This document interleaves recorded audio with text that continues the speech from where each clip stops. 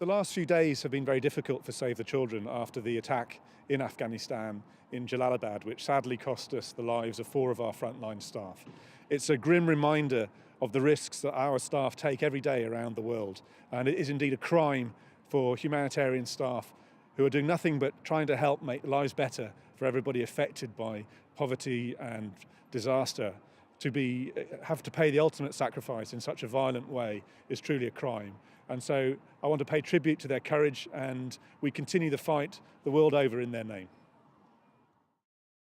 Well, it's another shocking event that has taken place in Afghanistan, and once again, humanitarians are under fire. I mean, at HCRI, we organized events when attack took place on the hospital in Kunduz in Afghanistan a couple of years ago. We are always in sympathy with our colleagues.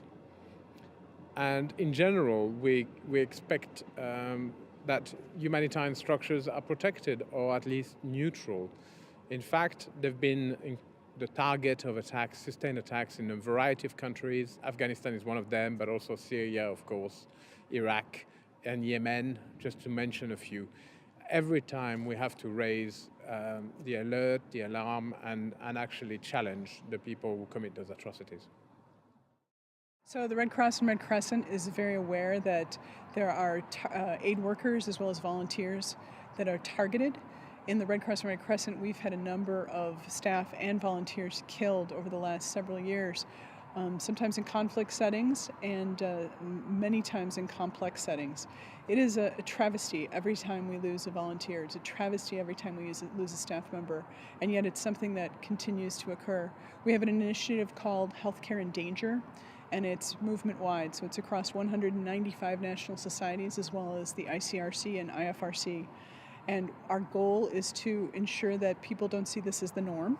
So we are developing an advocacy program to show that we are not targets. Humanitarian aid workers are not there to be targets.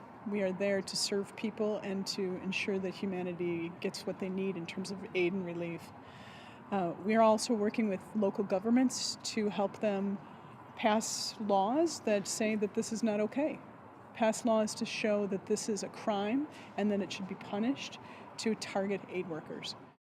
HCRI is a collaborating center of the World Health Organization, and one aspect of our portfolio of collaboration with the World Health Organization is attacks on humanitarian health providers. So I think this is something that really is simultaneously a research object for us, but a very significant and important area of concern, and an area on which we want to express solidarity with all the humanitarians who are victims of violence.